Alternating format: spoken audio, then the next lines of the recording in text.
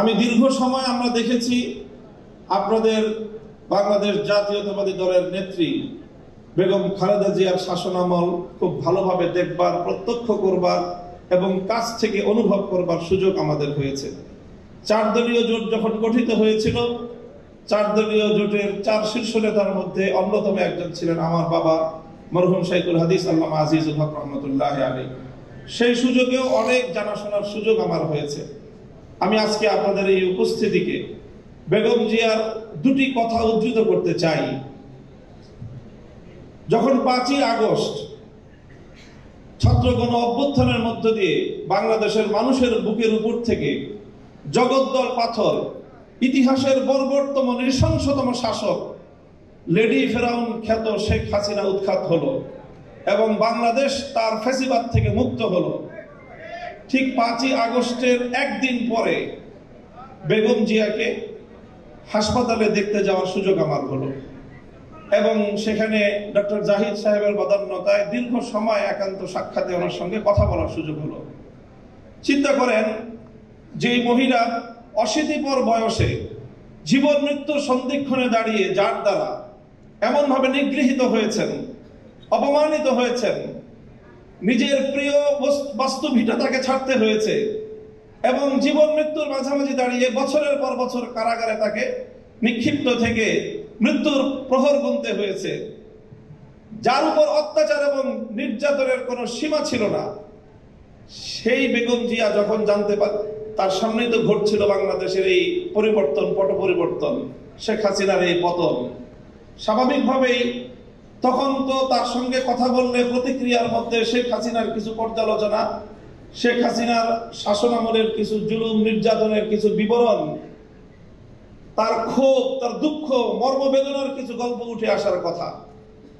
আমি বিস্ময়াভিভূত হলাম। তার সঙ্গে প্রায় আধা ঘন্টার মতো আমার কথা হলো। তিনি আধা ঘন্টার মধ্যে একবারও শেখ হাসিনার নাম উচ্চারণ করেন।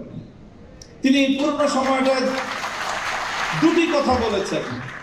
একটা হলো আমার মরহুম বাবা শাইখুল হাদিস সাহেবের সঙ্গে তার রাজনীতির কিছু স্মৃতিচারণ তিনি করলেন এবং আমাকে সেজন্য অভিনন্দন জানালেন।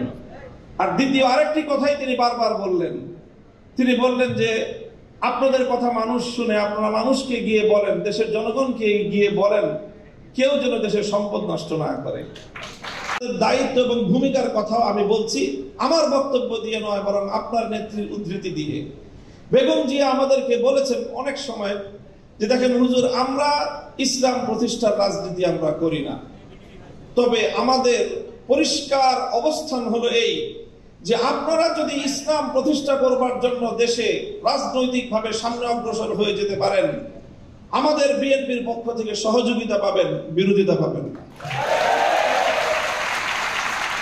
এই যে আজকে হাবিবুন নবী খান সোহেল ভাই যে কথাটা বললেন, অনেকেই বিএনপি এবং আওয়ামী লীগকে এক পাল্লায় পরিমাপ করে। আমি মনে করি এটা অনেক বড় অবিচার। আওয়ামী লীগ ইসলামিক রাজনৈতিক সংগঠন নয়, বিএনপিও ইসলামিক রাজনৈতিক সংগঠন নয়, তবে এই দুটির মধ্যে ঐতিহাসিক অনেক ব্যবধান রয়েছে। সেই ব্যবধানটার কথা আমি আরেকটা উদ্ধৃতি দিয়ে একটু স্মরণ করিয়ে দিতে চাই। বাংলাদেশ জাতীয়তাবাদী দলের একজন মরহুম নেতা, সাবেক মন্ত্রী চৌধুরী কামাল ইবনে ইউসুফ, আপনাদের অনেকের নাম মনে থাকার কথা, তার একটা উদ্ধৃতি, তিনি একদিন এক প্রসঙ্গে বলেছিলেন, একটা কথা বলতে গিয়ে বিএনপির প্রতি তার নিজের যে অধিকার, সেই অধিকার সাব্যস্ত করতে গিয়ে বলেছিলেন যে বেটা আমি 200 বছর ধরে বিএনপি করি। কি বলেছেন? 200 বছর ধরে আমরা বিএনপি করি। আপনাদের অনেকের মনে প্রশ্ন জাগতে পারে, বিএনপি তো প্রতিষ্ঠিতই হলো স্বাধীনতার বেশ পরে, শহীদ জিয়াউর রহমানের হাত ধরে, আর চৌধুরী কামাল ইবনে ইউসুফের বয়স কত? 60-70 বছর। তো বিএনপিও তো 50 বছর আগে জন্ম নেয় নাই, চৌধুরী কামাল ইবনে ইউসুফের বয়সও 50 বছর নয়। তো ওই বেটা কিভাবে 200 বছর ধরে বিএনপি করে? আপনাকে বিএনপির ঐতিহাসিক রাজনৈতিক ধারাটাকে আপনাদের অবশ্যই ধারণ করতে হবে। চৌধুরী কামাল ইবনে ইউসুফের এই বক্তব্যের মূল কথা ছিল এই, যদি আমরা আমাদের এই জনপদের অতীত রাজনীতির ইতিহাস পর্যালোচনা করি, তাহলে সবসময় আমরা এদেশে 2টি ধারা লক্ষ্য করতে পাই। সেই অবিভক্ত ব্রিটিশ আমল থেকে যখন ঢাকা বিশ্ববিদ্যালয় প্রতিষ্ঠার ঘোষণা এসেছিল, যখন ঢাকাকে কেন্দ্র করে পূর্ববঙ্গের উত্থানের এসেছিল, যখন মুসলিম জাতিসত্তা প্রতিষ্ঠার ঘোষণা এসেছিল, তখন এই বঙ্গ অঞ্চল থেকে কিছু মানুষ তারা ঢাকা বিশ্ববিদ্যালয় প্রতিষ্ঠার বিরোধিতা করেছিল। তারা ঢাকাকে কেন্দ্র করে পূর্ববঙ্গের উত্থানকে ঠেকিয়ে দিতে চেয়েছিল, যারা মুসলিম জাতিসত্তার বিরোধী ছিল। এই ঐতিহাসিক ধারা সেই ব্রিটিশ আমল থেকে চলে এসেছে। আর এই ধারায় এইভাবে দুটি ধারা প্রতিষ্ঠিত হয়েছে, সংঘাত চলেছে, লড়াই চলেছে। একটি ধারা ছিল পূর্ববঙ্গ কেন্দ্রিক এই বাংলাদেশী জাতীয়তাবাদ তথা মুসলিম জাতীয়তাবাদের, মুসলিম জাতিসত্তা গঠনের যে ঐতিহাসিক ধারা, এই ধারার যারা রাজনীতি করে জাতীয়তাবাদী দল বিএনপি সেই ধারারই প্রতিনিধিত্ব করে।